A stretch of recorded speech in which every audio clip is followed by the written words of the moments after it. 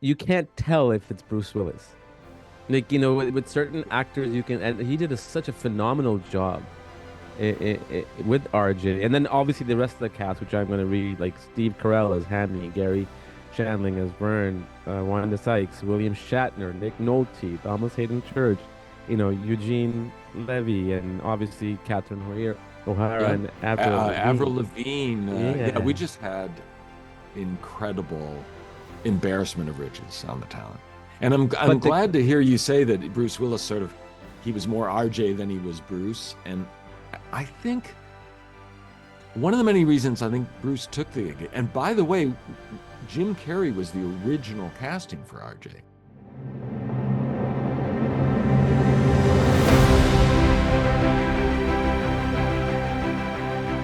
we watched the film, I think a couple of months ago after we first chatted about ants. Yeah. And I had seen it, I can't believe it's been like 20, almost 20 Almost, right? years. It's 18 years.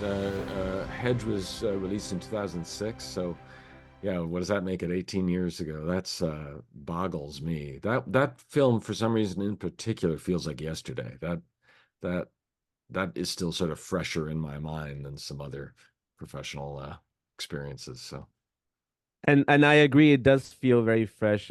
Because in my mind, I mean, I could be wrong. Obviously, the story is very timeless, right? Like if you look at even human history, forget animals or people are always fighting for land, right? Like case in point, what's going on in the world. And Over the Hedge with such an amazing star cast.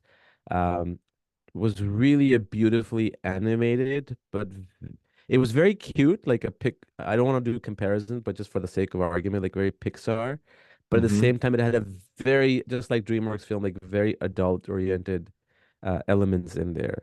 And it's still timeless. I think Ants and Over the Hedge, we've talked about Sinbad, but those two films of yours are still timeless in terms of what they offer 20, 25, 26 years later. Well, that's a powerful compliment that I really take to heart. I mean, the challenge I think of doing a social satire, and both Ants and Over the Hedge, I think earned that title.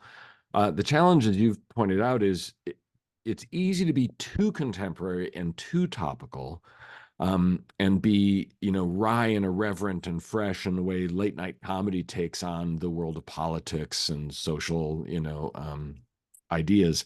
Um, but the thing that does, I think, make Over the Hedge work is the two larger social satire issues, which would be, the constant encroachment on natural spaces, number one, and then number two, very different, the addictions of consumer culture.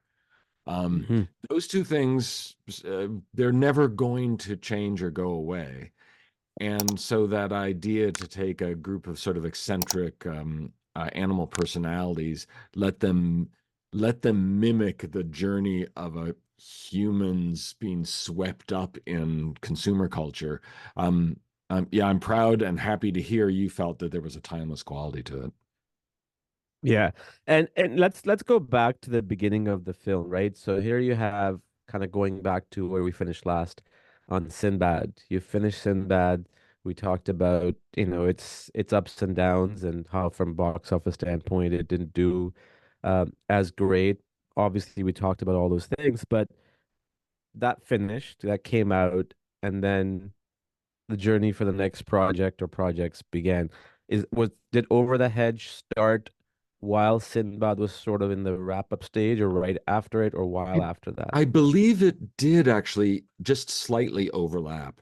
I For the longest time, I actually wanted to do a daily cartoon strip. Like in college, I did one for the Daily Northwestern, a student newspaper, and I just love the format. It's amazing to me that in 4 panels you can fall in love with characters, create punchlines and catharsis, and the great strips, whether you want to cite all the way back to Crazy Cat or contemporary, classics like Peanuts and Calvin and Hobbes. They have a rhythm to comedy and character that I always wanted to emulate.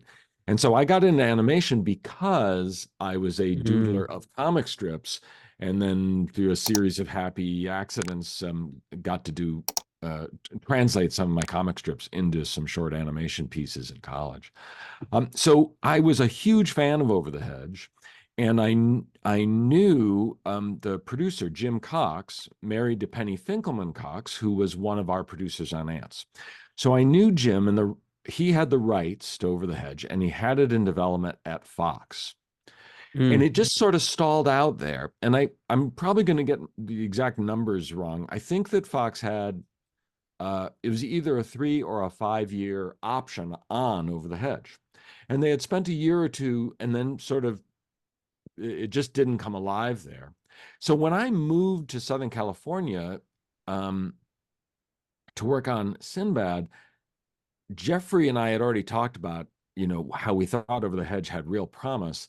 And if in fact Fox didn't, reawaken their excitement about it, when the option came up, Jeffrey sort of promised me DreamWorks will actively pursue that for you to work on. And I believe the option did expire, and Fox let it go back to Mike Fry and T. Artman, the writer and artist who drew the strip. And so Jeffrey fulfilled that promise and pounced on the option, brought it into DreamWorks. And I believe Sinbad wasn't done before we started to think about how to adapt and what kind of story would make this, highly episodic cartoon strip work as a feature. right.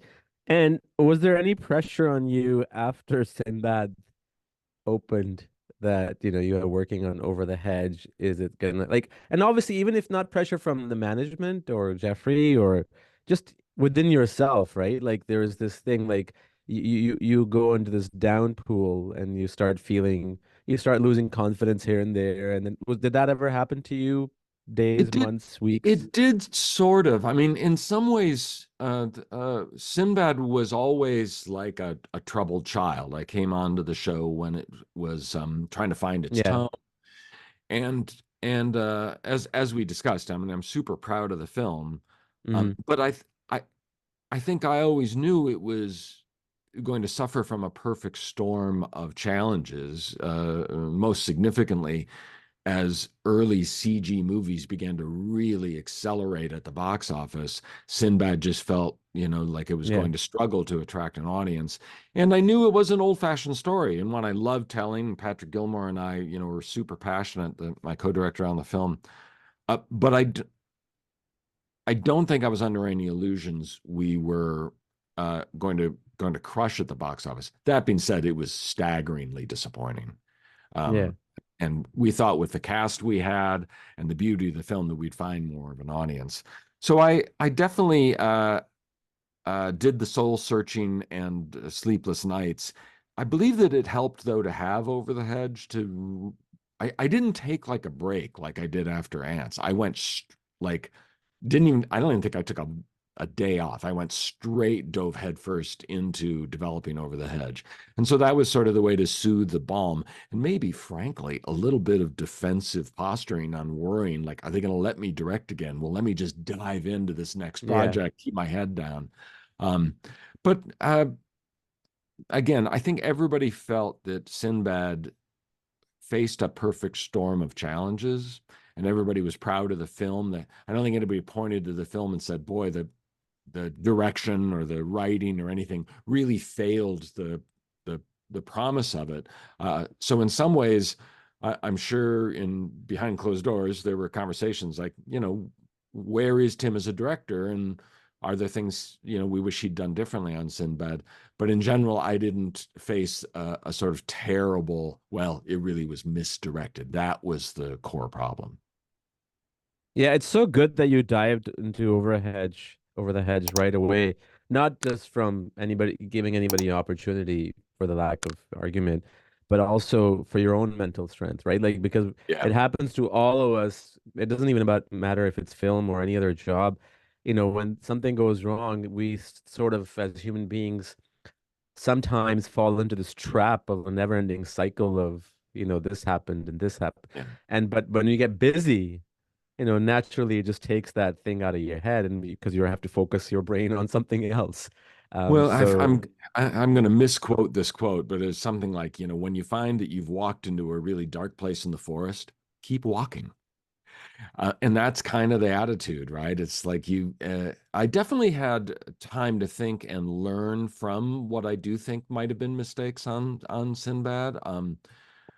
Uh, but in general, I just tucked my wounded baggage behind me and just kept running as fast as I could. And Over the Hedge was super challenging storytelling wise. From start to finish, it was really a surprisingly challenging story to tell. So there were thorny problems that kept me very busy in sort of happy ways. They were exciting problems. It was super challenging problems. So I found my sleepless nights very quickly went from, oh my gosh, I'm so disappointed Sinbad didn't make it into the hearts of audiences, yeah, to, oh my gosh, how am I going to turn an enormous cast of characters based on 4 panel short story gags into a feature film? So a good yeah, problem to have. yeah. No, absolutely. Um, what was that kind of? I mean, it's everybody's dream, right? Like to every filmmaker's dream, I should say, that to be able to work on something that you grew up or that inspired you to become Yeah. who you are.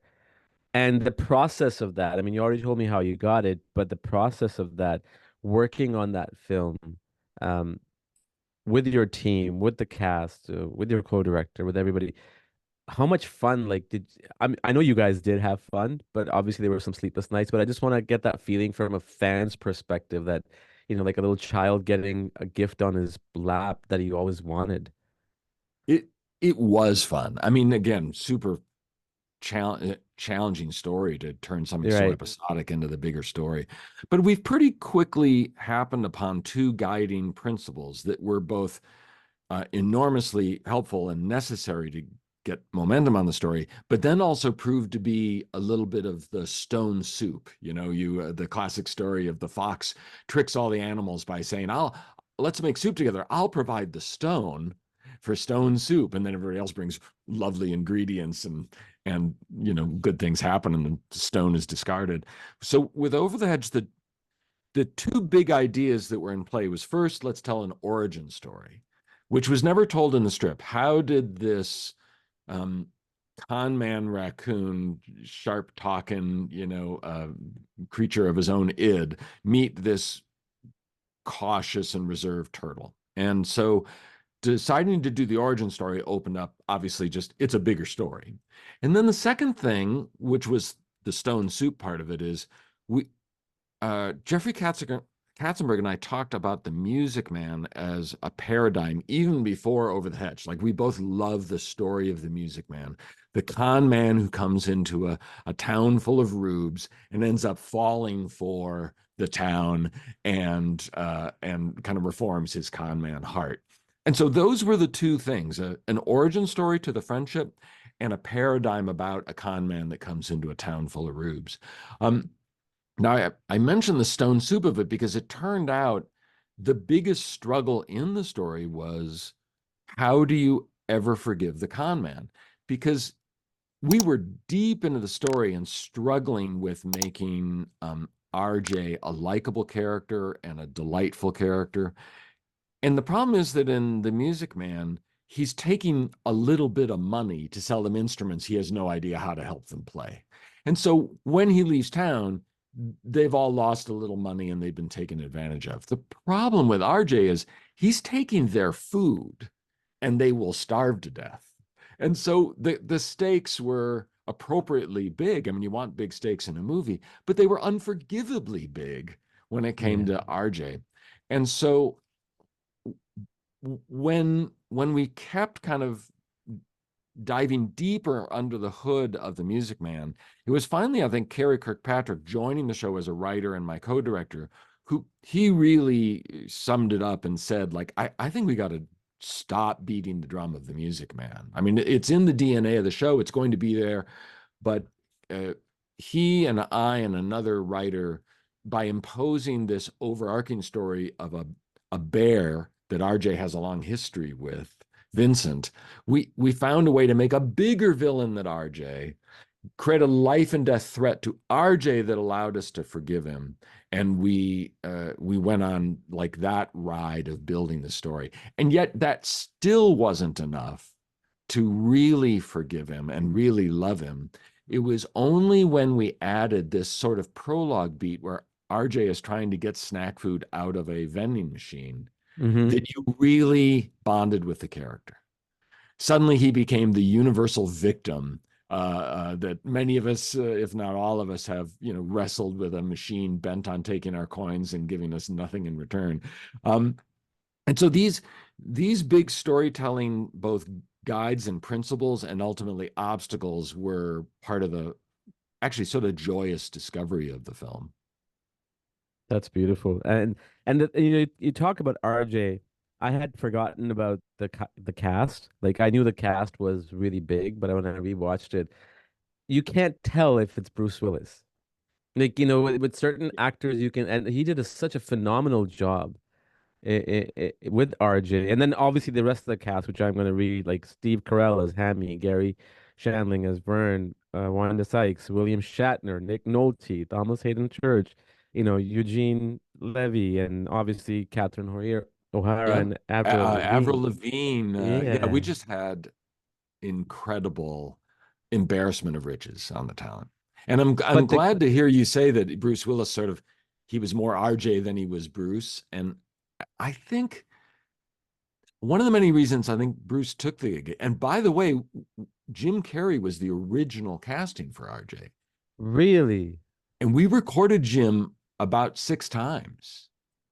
Um, and ultimately it never gelled. It really was the problem that Jim Carrey was so Jim Carrey that RJ never emerged as a character.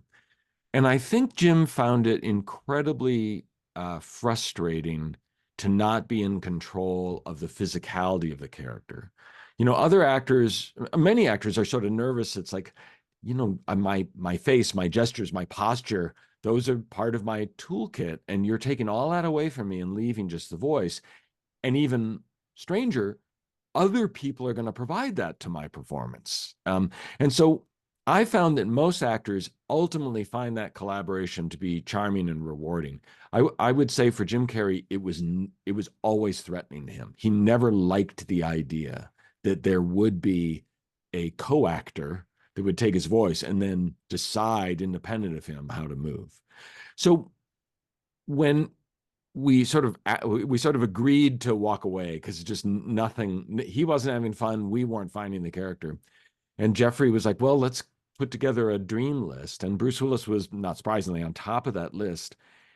And I have to say Bruce Willis was from the start a great partner. Like we pitched him the idea and he's like, wow, you're asking me to become David. I forget David's last name from Moonlighting, but the character that he played, David, and you're asking me to go back to that guy. And nobody's asked me to do that for a while. He played tough guys and action heroes. He played, moody, introspective guys like The Sixth Sense, but nobody had asked him to be funny in quite a while. And he loved the idea of returning to that. And he had done animated voices or Look Who's Talking. So he was mm, definitely comfortable with the microphone.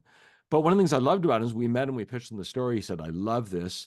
He goes, listen, and he knew, we didn't really talk specifically, but he knew we had done this dance with Jim Carrey and it hadn't worked out. So he said, uh, I'd like to audition for it. I know you're giving it to me, but let's just go into a recording session and find out together if this is right. And so, sure enough, he made himself available almost immediately after the pitch, like days later. And within minutes of the first session, everybody was laughing. I mean, dying laughing, including Bruce. And we just knew, here's RJ. Yeah, we're going to do this ride and discover this character. wow, that's an incredible story. Bruce Willis. I mean, yeah, when you mention the name, when you mention the name Bruce Willis, the first thing that comes to people's mind is Die Hard, right? Yeah. Like that's what he's known for. But even in those films, I mean, they weren't comedy, but there were elements of humor here and there. witty dialogue here and there. But I think one movie, well, Sixth Sense obviously changed. If I am not an expert on his filmography, but I think Sixth Sense changed his direction in a way, or whether he was looking for that direction, and then Unbreakable. But I think one film that is one of his is really underrated. Now I don't remember if it came out before Over the Hedge or after, The Kid by Disney, Yeah. where he meets his younger version. And that was pretty fun to watch too. I mean, he is a pretty funny guy. But the thing with RJ was it wasn't that he was trying to be comical. It was just the character. He completely lost himself into it, and you cannot help believe that this is just a Yeah. raccoon with a voice, right? So Well, incredible. Bruce has a big personality. Like Yeah. if he wants to, and he often does, he is the most charismatic, powerful force in the room. He walks into the room and he's the life of the party. And touring, working with him, that was obvious, and we really wanted RJ of that kind of instant charisma. But then touring to promote the film afterwards, watching how he could charm a room of 100 of the most jaded, seen it all before entertainment journalists at the just drop of a hat. He was really stunning to watch him work a crowd. And so, like, how perfect. That's exactly what RJ needed to meet these group of naive animals, completely blow them away with the power of his forceful salesman personality. And yeah, we were just incredibly fortunate to have Bruce at this moment in his career where he was so excited to like, dive into that aspect of what he could bring. That's beautiful. No, it's definitely one of the most underrated animated and DreamWorks animated films, which sort of brings me to the next point. I was reading this on somewhere, and now I don't know if this is accurate. Please correct me. That there were plans to make a sequel, There but was acco- we yeah, had a script that I just loved where the premise was great. It was winter is coming, and the animals are all like, "Oh, we're all gonna get ready to hibernate." And RJ's like, yeah, "What? Like when? I'm not sleeping for 5 months." And so RJ engineered a way for all animals to sneak into a shopping mall and live in the shopping mall during the winter. So it was another con game with and our our Verminator Terminator character was now the shopping mall cop, and so we had a really funny premise for it. Um, but a bunch of things sort of killed it. Um, there were just we were before the era that DreamWorks was actively making television programs, which I would mm, argue would be an even better venue where the large cast could be, like Cheers or Friends. Like TV comedies can live in a wonderful space with that large cast, and it could return to its more episodic roots if it was a TV show. But I got involved with a couple of other films right away developing at DreamWorks. The box office was good, but not quite great. I think Jeffrey just kind of struggled with, he'd always thought of it as a one-off and not a franchise. And so it just never quite had that spark of let's get right on the sequel. It would have been really cool. I think that's a cool concept, and I mean, box office wise, obviously, I don't know the numbers that they had to meet. You guys had to meet for it to work, like 340 million worldwide, Yeah, it almost. did great, and it did really well on DVD as well, like really, really well. So uh I think it was just sort of I think Carrie moved on to another show. I was developing some other things.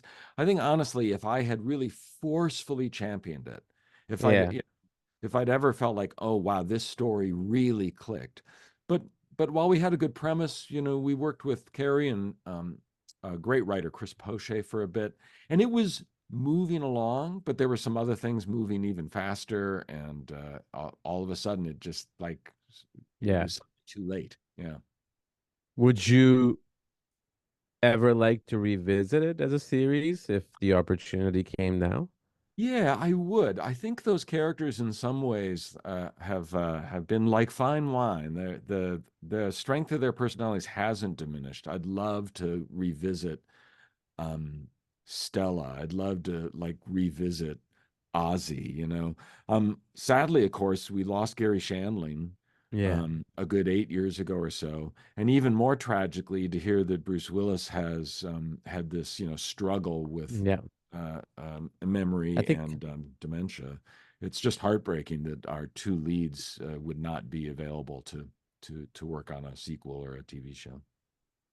yeah, he actually I think he officially retired too, if I'm not mistaken, because and it's it's so strange. I'm kind of going a little off topic here. It's, when you grow up, I'm sure you do have this feeling too. And please tell me if you do, because I don't want to think I'm the only crazy one. When you're growing up, right? Like you grow up with your family, you grow up with your friends, right? But you're growing up with this popular culture, right? Yeah. Like, Bruce Willis, Schwarzenegger. I'm just, throwing out names, Martin Scorsese, Spielberg, and then you realize after like, holy crap, you know, time is short for everyone. I mean, you look, Yeah. I mean, you look, I just realized because I've been watching these people over time. Like, when you see your friends over time, you don't notice the difference after unless you see them after a long time. Like I saw a picture of Spielberg or an interview of Spielberg. I'm like, holy crap, he's old. When did that happen? Right? Yeah. So, and to see I someone like hear Bruce you. Willis, yeah, I turned 62. I'll be 63 this summer. no And way. all of a sudden, I mean, when you're in your 60s, life sobers you up pretty quick because you have friends your age that experience genuine health crises. You may Mm, even have a few people your age. I mean, I went to college with Steve Albini, the famous producer of Nirvana and hmm. the Pixies. He just died at the age of 61 of a heart attack. And so I'm face to face with the sobering realities of mortality. And then also, like uh, you know, Scorsese is about 80. Clint Eastwood is in his late 90. 90s. Yeah. Heroes I grew up with are now at the end of their careers and maybe at the end of their life, and all and you look at the world very, very differently with the vulnerability of great art not necessarily lasting forever. No one gets to keep making movies uh, unless you're Martin Scorsese. Um, so yeah, I feel like it's part and parcel with the lovely compliment you said that Over the Hedge has kind of stood a test of time. And that is that strange beauty as we artists do get older and more vulnerable and make less work or retire or pass away. We have this beautiful thing that you can look at that you've put into the world that might actually be timeless. And so we humans age, but if we've been lucky enough to make a few successful pieces of art, they get to do the impossible and become slightly immortal. Yeah. That's so true. I was watching this on Instagram somewhere. I don't know who said this, but it was like, people need to realize that, when you worry about the smallest things, like, don't sweat the small stuff. And once you're gone, even the loved ones of yours will probably remember you for a limited time. Not that they will forget you forever, but obviously their life has to move on. They'll remember you here and there. So if you think your worries are big things, even you don't matter. So stop worrying about the small things. Just enjoy and just move on. Yeah, Yeah. it's amazing how life changes perspective as you grow older. Um, with Over the Hedge, which character would you identify or relate to the most? That if I was to say, who is Tim in Over the Hedge? Um, I think that if you asked me that question when the movie came out, I would have Yeah. said I would have said Vern because I at that point had two young boys. Hmm. Yeah, so when it came out, Booker was 6 and Gage was 4, and I felt that overprotective parent feeling and wondering about things like popular culture and junk food and so I adored Gary Shandling. I mean, the fact that he's no longer on this earth with us is just such a tragedy because what a comic genius he was, what a delight to work with he was, what a partner he was. And so I would have said Vern. Now though, when you ask me, I I my parental vibe is still there, but it's Ozzy I bound with now. The one with the teenage kid that wants his kid to understand him and wants Mm. his kid's admiration and wants his kid to take on the the the possum business when he's gone. And so I think that's one of the joys of that movie is throughout the almost 20 years since it came out, I might actually have given you two or three different responses as to who I bond with the most. Yeah, that's true. That's true. I think even if you're not involved in any film or book and you read it, you relate to a certain character at a certain age, as opposed to back then and now.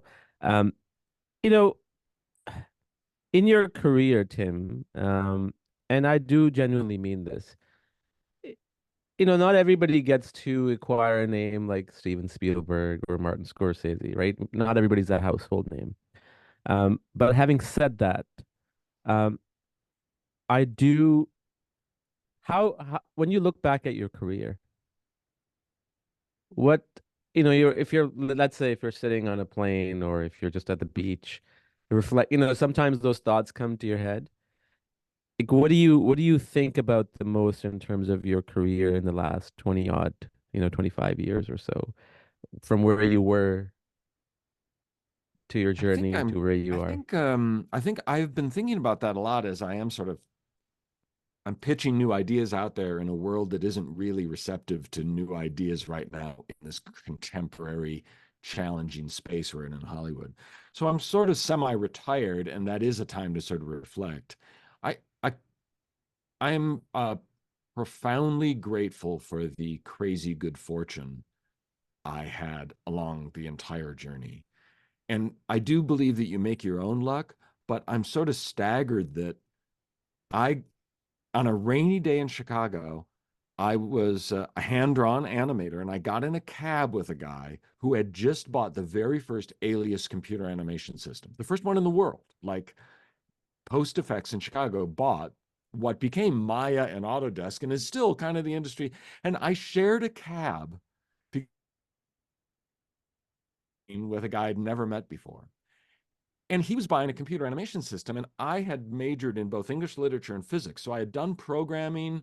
I knew my way around a computer. I was the first person in line to buy a Mac in 1984, and so here I am, having been lucky enough to get in a cab, having animation skills, but also having a significant toe in the waters of computers and computer programming and technology.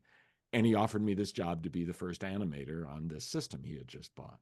How much more lucky could I get than that? And then to be there from making my first, shiny metal, logo animation to getting the first Pillsbury Doughboy in CG or to do Homer Simpson in 3D, all as preparatory work to graduating into features.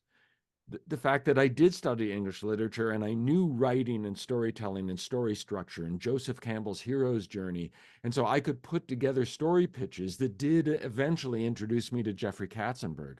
So that even as we were creating great technology rises with computer animation so that it could physically do the computer animation of 90 minutes. There was also the creatively accomplish it part that I had just enough sort of background in with storytelling to be available to that opportunity when it came. The fact that Jeffrey Katzenberg was just starting DreamWorks and was in an incredible growing driving engine of let's do great things in animation. So hitching my wagon to him and being lucky enough to be in his good favor, just one amazing lucky thing after another. And I do look back at every moment at DreamWorks. I'll say this: I think I never took DreamWorks for granted. I think every time I drove through that front gate, I reminded myself that that front gate is a talent filter. And everybody that gets through that front gate has an incredible amount of talent. And I'm lucky enough to drive through with them and work with them.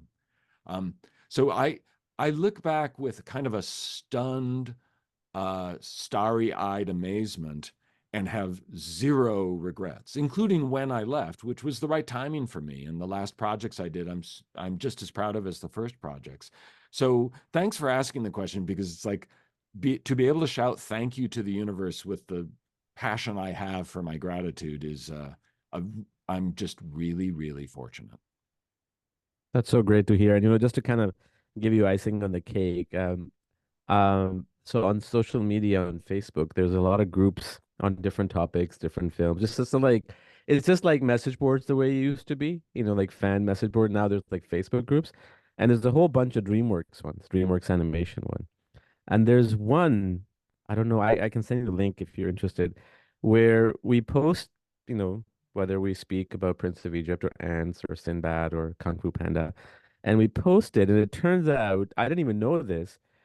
Majority of the people that will make a comment here and there, they used to work at DreamWorks in some capacity, right? Like whether it was office job or production job or post. And some of them will say like, I remember working on this film as such and such and such and such. So the reason I'm telling you this because I mean DreamWorks was a big part of you, right? I didn't even freaking work at DreamWorks, and I felt always like I worked there because I was so heavily invested into that. And reading all those things, to me, it gives me goosebumps, right? Because I didn't even officially work there, but at the same time, I had a connection.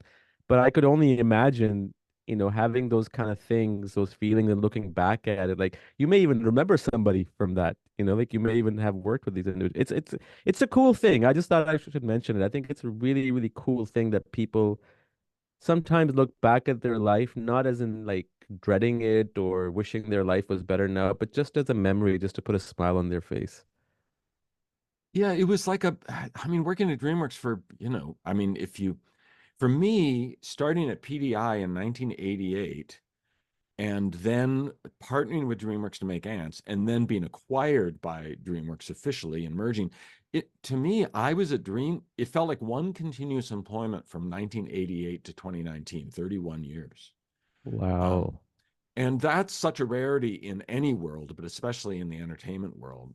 And so to feel like I was one of the many, many, many voices that helped DreamWorks, part of that brain trust of watching everybody's films and giving notes, and just the staggering amount I learned about storytelling and about myself through the roller coaster ride of all those years.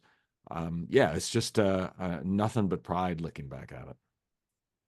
Let's kind of conclude this with what's ahead, right? Like, if you're telling me earlier that you pitch like everybody else does, like, we pitch and we pitch and sometimes things work and sometimes things don't. And also I think in the world that we live in, especially in Hollywood, unfortunately, age kind of becomes an issue unless you're a household names, right? Like, what do you know? Even though age is like such an experience, like you te learn so much experience because of age, right? And what's ahead for you? Like, are you looking, you want to make one more film, direct one more film, or you're pretty much that's it, I'm done? I think my ambition now is very it's sort of a looser ambition than I want to direct one more film. I think what I crave is to be a significant part of a team to tell a great story. And Hmm. so that in today's world, that might be an executive producer or it might be a director. Hmm. But I do see, I am so grateful for the mentorship I got from the folks that helped me learn how to direct and counseled and guided and forgave and were patient. And I do feel like I would love to have my last professional steps be in helping young filmmakers through the same growth curve that people helped me through. So if I can mentor new artists and be a part of a team that tells another great story, that would be phenomenal. That's beautiful. Payback, right? Absolutely. I mean, I can't believe the patience and mentorship I got from Sandy Rabins, Penny Finkelman Cox, from Bonnie Radford, from especially Jeffrey Katzenberg, from the writers I worked with. Everybody wanted everybody else to be successful, and the lack of a strange, lack of competitiveness and sense of the rising tide floats all our boats. That was such a profound tone at DreamWorks that it really would be lovely to offer that tone in a Hollywood that is, I think, deeply scarred right now. I do fear that the streaming business unsettled a very predictable world, and it did so in bad ways and maybe in good ways. COVID unsettled a business model of theatrical distribution that was already under pressure from streaming. Large mergers and acquisitions of studios have made the increase in a stock's price seemingly more important than the release of a movie. And Yeah. and when we see something like Coyote versus Acme yanked from the ability to be seen by people. I mean, that's a finished movie and it will never be seen. I I feel like that and the coming storm of AI has put incredible pressures on our business. The foreign tax credits offered as close by as Vancouver and as far away as the Philippines to encourage production to leave the United States and come there, another pressure. So I'm out there pitching and working on story ideas, but I see our industry has sort of left the familiar shores, and we've lost sight of that coast. We're too far out to sea, but we haven't yet glimpsed the next continent. I know we're going to get there, but we're at a very unsettled time where nobody quite knows where this boat is going and what the business model is. That being said, animation is still the most amazing way to tell a story.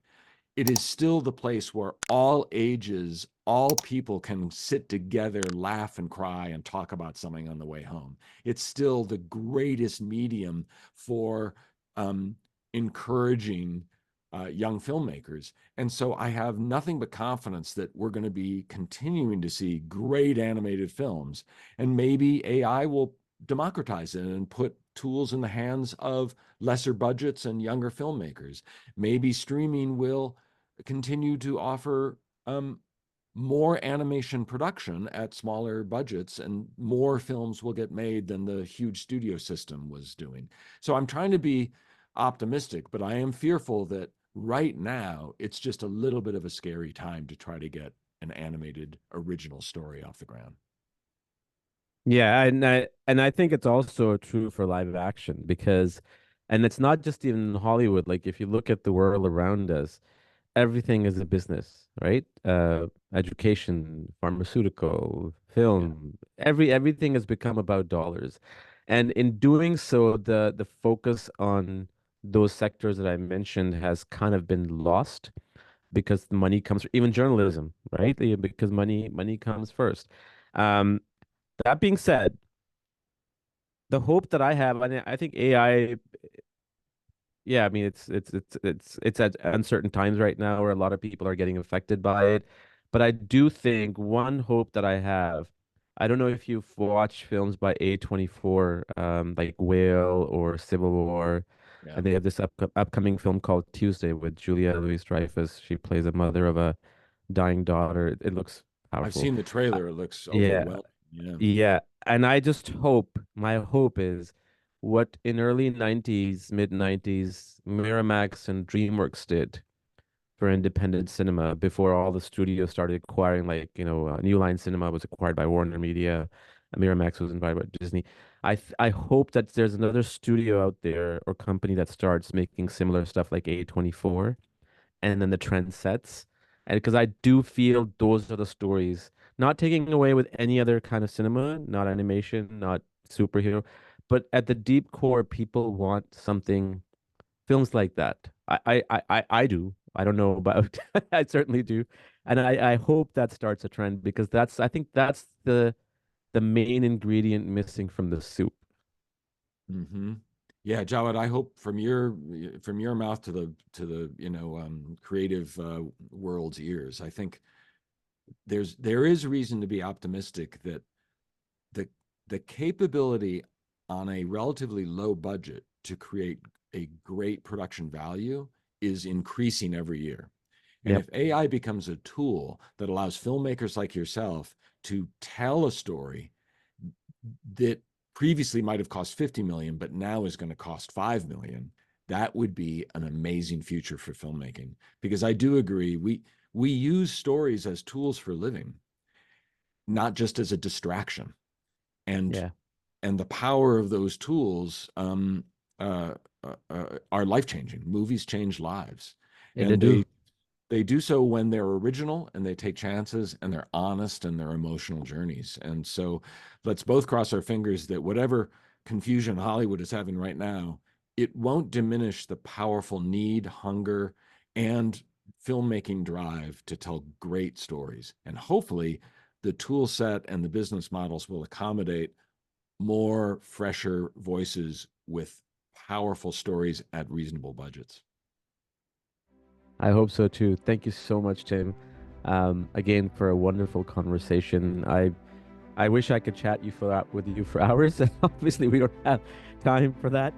But I would love to continue chatting. Obviously, there's home and maybe some other projects we can chat. And I should be in LA sometime this summer if you're around. Would love to grab lunch or dinner with you.